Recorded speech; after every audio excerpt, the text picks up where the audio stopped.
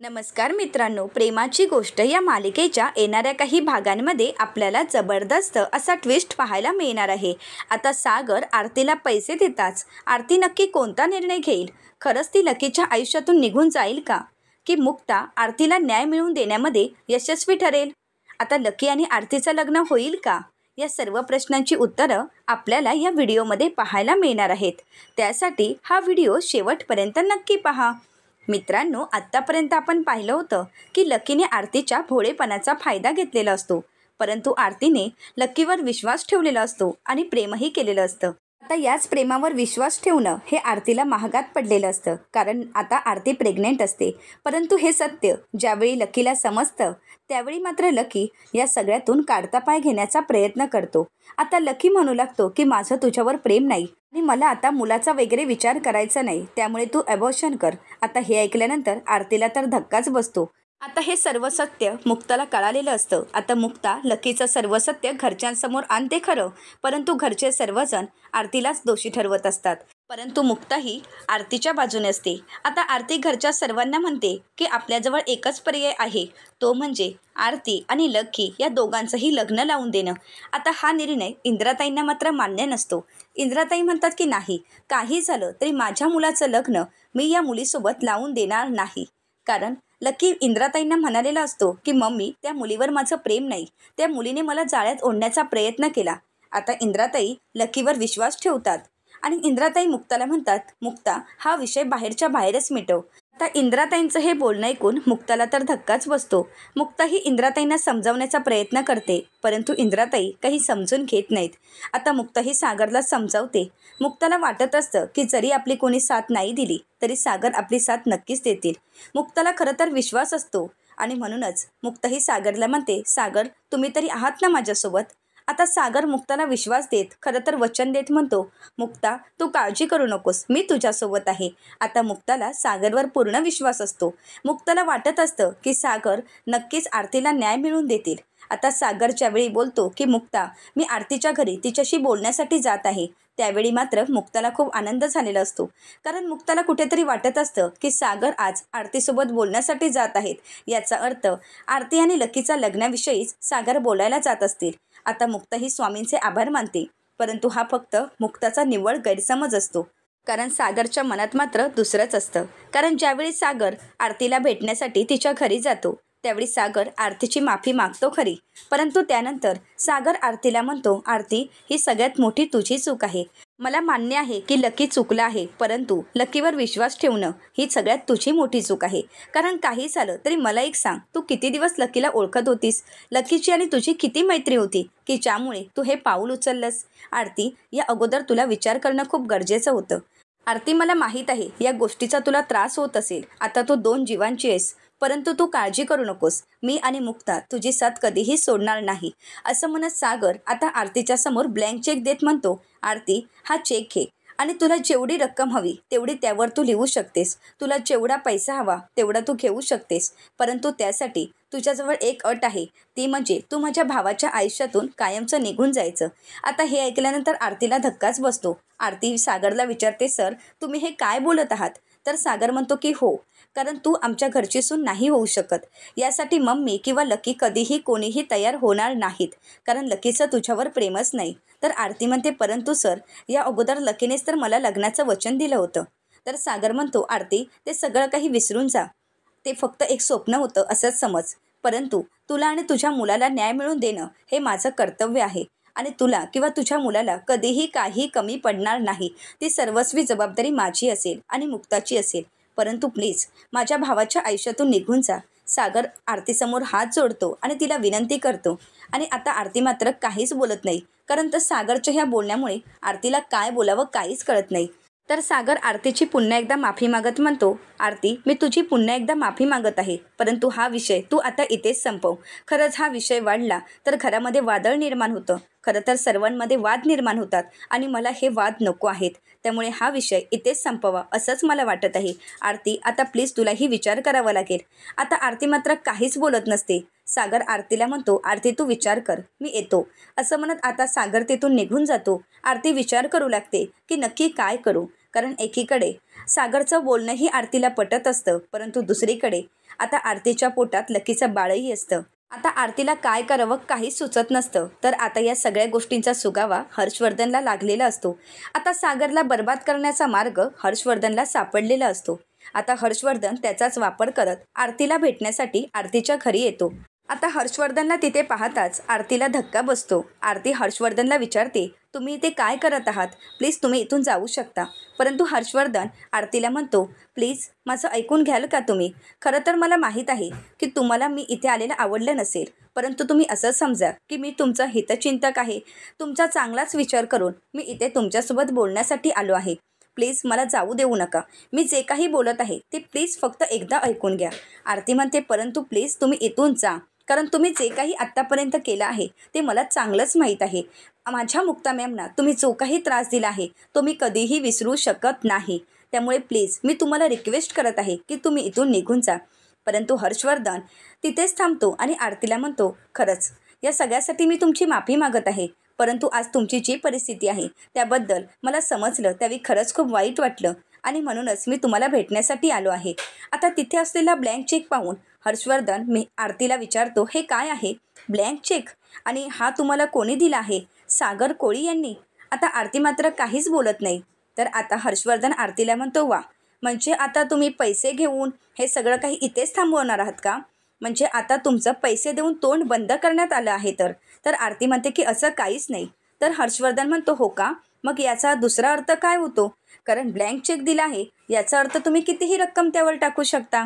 तर आता आरती म्हणते की सरांनी मला ब्लँक चेक दिला तो म्हणजे माझ्या मुलाच्या काळजीपोटी आणि माझ्यासाठीच. त्यामुळे प्लीज तुम्ही यामध्ये पडू नका. हा आमचा विषय आहे आणि यामध्ये काय करायचं काय नाही हा सर्वस्वी निर्णय आमचाच असेल. परंतु हर्षवर्धन आता आरतीला म्हणतो, हो मला माहीत आहे की तो विषय तुमचा आहे, परंतु आता फक्त हा विषय तुमच्यापुरताच मर्यादित नाही. कारण तुम्ही आता एका बाळाची आई होणार आहात आणि त्या बाळाचा बाप त्या बाळाचा स्वीकार करायलाही नकार देत आहे आणि त्याच्या घरचे या सगळ्याला पांघरून घालत आहेत. त्या मुलाचीच बाजू घेत आहेत आणि तुम्ही मात्र एकटेच पडला आहात. आज सागर कोळी यांनी तुम्हाला चेक दिला याचाच अर्थ त्यांनी तुम्हाला विकत घेतला आहे. खरं तर हे सगळं प्रकरण मिटवण्यासाठी, आपल्या भावाची सुटका करून घेण्यासाठी त्यांनी पैशाचा वापर केला आणि तुमच्या तोंडावर पैसे फेकले आहेत. परंतु आरतीजी, मला एक सांगा की हे पैसे तुम्हाला किती दिवस पुरणार आहेत आणि तुमच्या मुलाचं भविष्य या पैशांमुळे पूर्ण होणार आहे का? अहो, ज्यावेळी तुम्हाला मूल होईल, तुम्ही घराबाहेर पडाल, त्यावेळी कित्येक लोक तुम्हाला विचारतील की हे मूल कोणाचं आहे. ज्यावेळी शाळेत तुम्ही जाल त्यावेळी तिथे वडिलांचं नाव तर लागतंच. मग या मुलाला तुम्ही वडिलांचं नाव कोणाचं देणार आहात? त्याला काय सांगणार आहात? आणि त्यांनी जर विचारलं की माझे बाबा कोण आहेत, तर त्या प्रश्नाचं उत्तर काय असणार आहे? हा ब्लँक चेक, हा त्याला तुम्ही दाखवणार आहात का? आता मात्र आरती शांतच होते, कारण हर्षवर्धनचा मुद्दा आरतीलाही पटत असतो. परंतु आरती म्हणते, प्लीज तुम्ही या सगळ्यामध्ये नका पडू. हर्षवर्धन म्हणतो, तुमची मला काळजी वाटत आहे, कारण काही झालं तरी तुम्ही अगदी माझ्या बहिणीसारखे आहात. मग एखाद्या बहिणीवर अन्याय होत असेल तर तो मला कसा सहन होईल? असं म्हणत आता हर्षवर्धन आरतीचं मन वळवण्याचा प्रयत्न करतो. आता काही करून हर्षवर्धनला आरतीला आपल्या बाजूने करून घ्यायचं असतं. तर आता हर्षवर्धन आरतीला म्हणतो, मला माहीत आहे की तुम्ही खूप दुखावल्या गेला आहात. तुमचा आता कोणावरही विश्वास बसणार नाही, परंतु प्लीज माझ्यावर विश्वास ठेवा. अहो, ज्यांच्यावर तुम्ही विश्वास ठेवत आहात त्याच लोकांनी तर तुमचा विश्वासघात केला आहे. तुम्हाला काय वाटलं होतं की तुम्हाला न्याय मिळणार आणि म्हणूनच हे सगळं काही तुम्ही मुक्तांना सांगितलं होतं. परंतु काय झालं? शेवटी मुक्ता इथे न येता त्यांनी आपल्या नवऱ्याला इथे पाठवलं आणि तुमच्यासमोर ब्लँक चेक फेकला आहे. म्हणजे शेवटी काय? तुम्ही कितीही काही झालं तरी त्यांच्यासाठी परक्याच आहात. मुक्ता तुम्हाला समोर दाखवत असेल की आरती मी तुला न्याय मिळवून देणार, परंतु तसं काहीही होणार नाही. तर आरती म्हणते की नाही, माझा मुक्ता मॅमवर पूर्ण विश्वास आहे. हर्षवर्धन म्हणतो, हो का? मग आज तुमच्या मुक्ता मॅम इथे का नाही आल्यात? त्यांनी आपल्या नवऱ्याला का पाठवलं? आणि त्यांनीच तर सांगितलं असेल ना की हा ब्लँक चेक द्यायला आणि हे प्रकरण इथेच थांबवायला. कारण कितीही काही झालं तरी तुम्ही परक्याच आहात आणि लकी त्यांचा दीर आहे. मग शेवटी दीर हा भावासारखा असतो. मग त्यांनी शेवटी लकीची बाजू घेतली आणि तुम्हाला शेवटी परकच ठरवलं आहे. आरती म्हणते की नाही, असं कधीही होऊ शकत नाही, कारण मुक्ता मॅमवर माझा पूर्ण विश्वास आहे. मुक्ता मॅम असं कधीही वागू शकत नाही. तर आता हर्षवर्धन म्हणतो, एवढा आंधळा विश्वास ठेवू नका, कारण असाच आंधळा विश्वास तुम्ही लकीवरही ठेवला होता, परंतु शेवटी त्याची फळं तुम्हाला काय मिळालीत? मग असा आंधळा विश्वास त्यांच्या फॅमिलीवर ठेवू नका. कारण जर तुमच्याबद्दल खरंच दया असती तर मुक्ता स्वतः इथे आल्या असत्या, परंतु नाही, मुक्ता आल्याच नाही. कारण त्यांना इथे यायचंच नाही आहे. तुम्हाला ते तोंडही दाखवू शकत नाही. कारण त्यांनी तुम्हाला सांगितलं होतं न्याय मिळवून देणार, परंतु न्याय अशा पद्धतीने मिळवून देणार हे तुम्हालाही माहीत नव्हतं. परंतु शेवटी श्रीमंत घरचा न्याय कसा असतो हा तुम्हालाही कळाला असेल. आज सागर, मुक्ता आणि कोळी फॅमिलींनी तुमच्यावर पैसे टाकले आहेत, पैसे फेकले आहेत. खरं तर ती तुम्हाला भीक म्हणूनच दिली आहे आणि तुमचं तोंड बंद करण्याचा प्रयत्न केला. परंतु मला असं वाटत आहे की तुम्ही शांत राहणं हे खरंच चुकीचं आहे. मला तरी वाटत आहे की तुम्ही सर्व कोळी फॅमिलीला चांगलाच धडा शिकवावा. तर आरती म्हणते की नाही, मी असं करू शकत नाही. कारण मुक्ता मॅमवर अजूनही माझा पूर्ण विश्वास आहे. कारण मुक्ता मॅमनीच तर माझा जीव वाचवला होता. तर हर्षवर्धन म्हणतो की हो, जीव तर वाचवला होता आणि दाखवून दिलं की मी तुझ्यासोबतच आहे. परंतु ज्यावेळी वेळ आली त्यावेळी मात्र मुक्ता तुमच्या विरोधातच गेल्या आहेत. कारण मुक्ताला तिच्या घरचेही साथ देणार नाहीत हे मुक्ताला चांगलंच माहीत आहे. मुक्ताने कितीही घरच्यांना विनवण्या करण्याचा प्रयत्न केला तरीसुद्धा मुक्ताच्या घरचे तुमचं लग्न कधीही लकीसोबत लावून देणार नाही. आणि म्हणूनच आता मुक्तांचाही नाईलाज होणार आहे. त्यामुळे त्यांनाही त्यांच्या सासरचाच विचार करावा लागणार. मग तुमचा विचार त्या का करतील? एकदा तरी विचार करा ना. आता मात्र आरतीच्या मनात विचार येतो. आता आरती हर्षवर्धनला विचारते, नक्की तुम्हाला काय म्हणायचं आहे? मी काय करायला हवं की ज्यामुळे मला न्याय मिळणार आहे? तर हर्षवर्धन म्हणतो की तुमच्याजवळ एक पर्याय आहे आणि तो जर पर्याय तुम्ही वापरलात तर खऱ्या अर्थाने तुम्हाला न्याय मिळणार आहे. तर आता हर्षवर्धनला आरती विचारते की असा कोणता पर्याय आहे की ज्यामुळे मला न्याय मिळू शकतो? खरं तर माझ्यापेक्षा माझ्या मुलाला न्याय मिळणं हे माझ्यासाठी खूप महत्त्वाचं आहे. आता हर्षवर्धन आरतीला म्हणतो कोर्ट. कारण या सगळ्यातून तुम्हाला कोर्टच वाचवू शकतो. खऱ्या अर्थाने कोर्ट तुम्हाला साथ देऊ शकतो. जरी कोणीही तुमच्या बाजूने नसेल तरीसुद्धा न्यायदेवता तुमची साथ कधीही सोडणार नाही. तुम्हाला न्याय मिळणारच. तुमच्यावर होणाऱ्या अन्यायाविरुद्ध तुम्ही आता आवाज उठवायचा आहे. कोर्टामार्फतच सागर कोळी आणि त्यांच्या कुटुंबियांना तुम्ही नोटीस पाठवायची आहे. खरं तर त्यांना तुम्ही आता जाब विचारायचा आहे आणि या सगळ्यातून मला न्याय हवा आहे आणि न्याय मिळावा यासाठी मागणी करायची आहे. आता आरतीलाही ते पटत असतं, परंतु आरती मनाशीच म्हणते की नाही, मी असं काही केलं तर मुक्ता मॅमना खरंच खूप वाईट वाटेल. आता हर्षवर्धन आरतीला म्हणतो, काय झालं? तुमचा विचार अजून झाला नाही आहे का? आरती विचार करत असते. तर हर्षवर्धन आरतीला विचारतो, तुम्ही पैशाचा विचार करत आहात का किंवा वकिलांचा विचार? मग तो विचार तुम्ही अजिबातच करू नका. कारण वकील आणि यासाठी लागणारे पैसे सगळे काही मीच देणार आहे. कारण तुम्हाला न्याय मिळणं हे माझ्यासाठी खूप महत्त्वाचं आहे. तुमच्यासारख्या सर्वसामान्य व्यक्तीला न्याय मिळवून देण्यासाठी मी काहीही करू शकतो. आता हर्षवर्धनचं ते बोलणं आरतीला खरं वाटत असतं. हर्षवर्धनच्या बोलण्यावर आरती विश्वास ठेवते. आता हर्षवर्धन आरतीला म्हणतो, मला माहीत आहे एवढा मोठा निर्णय घेणं हे एका लगेच सहजासहजी शक्य होणार नाही आणि त्यासाठी वेळ घेणं खूप महत्त्वाचं आहे. तुम्ही तुम्हाला हवा तेवढा वेळ घेऊ शकता आणि तुमचा निर्णय मला कळवू शकता. तुम्ही मला तुमचा निर्णय कळवा, म्हणजे त्यानंतर मला तुमच्या घरी वकिलांना पाठवता येईल आणि तुम्ही विचार करा आणि योग्य तोच निर्णय घ्या. कारण आता फक्त तुमचंच भविष्य नाही तर तुमच्या मुलाचंही भविष्य या निर्णयावर अवलंबून असणार हे कधीही विसरू नका. कारण आज जर तुमचा एक निर्णय चुकला तर तुमचं भविष्य पूर्णपणे बर्बाद होईल आणि तुम्ही रस्त्यावर याल. त्यामुळे तुम्ही या सगळ्याचा विचार करा. कारण मुलाचं भविष्य घडवणं हे तुमच्या हातात आहे. असं म्हणत आता हर्षवर्धन तिथून निघून जातो. आता आरती हर्षवर्धनच्या बोलण्याचा विचार करू लागते. आरतीला हर्षवर्धनचं म्हणणं पटत असतं. तर त्यानंतर आता आरती ही रागानेच मुक्ताला फोन करते आणि मुक्ताला म्हणते, तुमच्या नवऱ्याने मला चेकची भीक दिली आहे.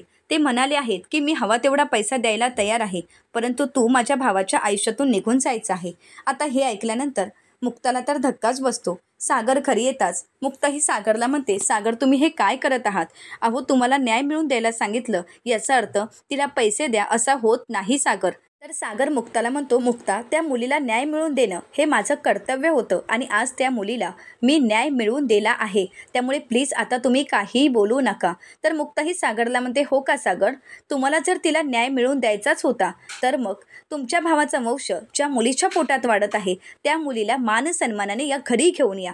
आता मात्र सागरला मुक्ताचा खूप राग आलेला असतो. सागरा मुक्ताला म्हणतो, मुक्ता तुम्ही हे काय बोलत आहात? मी अगोदर माझ्या घरच्यांचा विचार करणार आणि त्यानंतर बाहेरच्यांचा. आता मात्र सागरचं हे बोलणं मुक्ताच्या मनाला लागतं, मुक्ताच्या जिवारी येतं. आता नकळतपणे मुक्ताला या सगळ्याचा खूप त्रास होऊ लागतो आणि मुक्ता तिथेच कोसळते. हे सर्व दृश्य पाहून सावनीला तर आनंद झालेलाच असतो, परंतु सागरला मात्र धक्काच बसतो. आता ज्यावेळी डॉक्टर चेक करण्यासाठी येतात त्यावेळी सागरला ते म्हणतात की यांनी सकाळपासून काही खाल्लं आहे का, परंतु सर्वजण विचार करतात तेव्हा सर्वांच्याच लक्षात येतं की मुक्ताने काही खाल्लं नाही आणि क्लिनिकमध्ये जाताना ती डबाही घेऊन गेलेली नसते. तर डॉक्टर सर्वांना म्हणतात प्लीज त्यांची काळजी घ्या आणि त्यांना असं उपाशी राहू देऊ नका असं म्हणत आता डॉक्टर तिथून निघून जातात. तर त्यानंतर मुक्ता ही शुद्धीवर येताच इंद्राताई मुक्तासाठी जेवण घेऊन येतात. तर सागर स्वतःच्या हाताने मुक्ताला जेवण खाऊ घालत असतो, परंतु मुक्ता नकार देते. त्यावेळी सागर विचारतो मुक्ता तुमचं हे काय चाललं आहे, परंतु मुक्ता मात्र काही खाण्यासाठी तयार नसते. तर इंद्राताई मुक्ताला म्हणतात मुक्ता तुझं असं उपाशी राहण्यामुळे माझ्या निर्णयामध्ये बदल होईल असं जर तुला वाटत असेल तर ते कधीही होणार नाही, कारण माझा निर्णय बदलणार नाही. तर दुसरीकडे आता आरतीने हर्षवर्धनवर विश्वास ठेवून वकिलांमार्फत कोळी कुटुंबांना नोटीस पाठवलेली असते. आता ज्यावेळी ती नोटीस सागर पाहतो तेव्हा मात्र सागरला धक्काच बसतो. आता हे समजल्यानंतर लकीच्या तर पायाखालची जमीनच सरकते. लकीला काय करावं काहीच कळत नसतं, कारण हे सगळं काही आता लकीच्या अंगाशी आलेलं असतं. तर स्वातीही लकीला म्हणते लकी तू एक काम कर, तू इथून निघून जा, काही दिवसांसाठी तू बाहेर कुठेतरी जा. तर मुक्ता येत म्हणते परंतु स्वातीताई पळून जाणं हा योग्य निर्णय नाही. स्वातीताई तुम्ही सुद्धा एक मुलगी आहात ना, मग तुम्ही असा विचार कसा करू शकता. अहो एखाद्या मुलीवर अन्याय होत असेल तर आपण असं शांत राहणार आहोत का. मग ती मुलगी आपली घरची असो किंवा बाहेरची, मग आपण असा अन्याय नाही करू शकत, कारण आपणही कोणाच्या तरी मुलीच आहोत ना. जर आज आपल्यावर अन्याय झाला असता तर आपल्याला कोणी असं फसवलं असतं तर आपल्या घरचे शांत राहिले असते का. तर मुक्ताही लकीला विचारते लकी देव न करो परंतु माझ्या एका प्रश्नाचं उत्तर दे. हाच प्रसंग जर तुझ्या बहिणींवर आला असता तर, कोमल किंवा स्वाती या दोघांच्या बाबतीत जर असा प्रसंग आला असता तर तू काय केलं असतं. आता मात्र लकी चिडतो आणि म्हणतो की त्या माणसाचा मी जीवच घेतला असता. तर मुक्ता म्हणते हो ना, मग आज हाच प्रसंग एखाद्या मुलीवर तुझ्यामुळे आलेला आहे, तर मग आता आम्ही काय करायचं आहे. बोल ना लकी. आता मात्र लकी शांतच होतो, कारण कुठेतरी नकळतपणे लकीला त्याची चूक लक्षात येते. तर त्यानंतर मुक्ताही इंद्राताईंना म्हणते मम्मी तुम्ही एक आई आहात, 4 मुलांची आई आहात, मग एका मुलीवर जर अन्याय होत असेल तर तो तुम्हाला तरी पटतोय का. आणि आपल्यामुळे आपण एवढं संस्कार करतो मुलांवर, आज आपल्या मुलांवर हेच संस्कार आपण दाखवणार आहोत का. पुढे सई आणि आदित्य मोठे झाल्यानंतर आपल्याला त्यांच्यासमोर हाच आदर्श ठेवायचा आहे का. मम्मी अहो आपल्या मुलांवर जर आपण असे संस्कार केले तर आपल्यालाच किती त्रास होणार आहे. आणि जे आज आपण निर्णय घेत आहोत, तुम्ही जे काही बोलत आहात ते योग्य आहे का. एखाद्या मुलीवर जर अन्याय झाला तर तो तुम्ही सहन करू शकता का. त्यात जर मुली जर आपल्या घरच्या असत्या तर आता इंद्राताई शांतच होतात, कारण मुक्ताचं हे म्हणणं घरातील प्रत्येकाला पटत असतं. आता मुक्ताचं बोलणं घरातील सर्वांना पटतं खरं, परंतु आता सर्वजण मुक्ताच्या बोलण्याचा विचार करतील का, सर्वांच्या निर्णयामध्ये बदल होईल का. आता लकी आणि आरतीच्या लग्नासाठी घरातील सर्वजण तयार होतील का. खरं तर लकी या लग्नासाठी तयार होईल का. मुक्ता आरतीला आणि तिच्या बाळाला न्याय देण्यामध्ये यशस्वी ठरेल का, हे पाहणं अतिशय रंजक ठरणार आहे. आता अशाच मालिकेंचे नवनवीन अपडेट पाहण्यासाठी चॅनलला नक्कीच सबस्क्राईब करा. आजचा व्हिडिओ तुम्हाला कसा वाटला हे कमेंट करून नक्कीच कळवा. आजचा व्हिडिओ जर तुम्हाला आवडला असेल तर व्हिडिओला लाईक करायला विसरू नका. आणि व्हिडिओ पाहिल्याबद्दल तुम्हा सर्वांचेच अगदी मनपूर्वक धन्यवाद.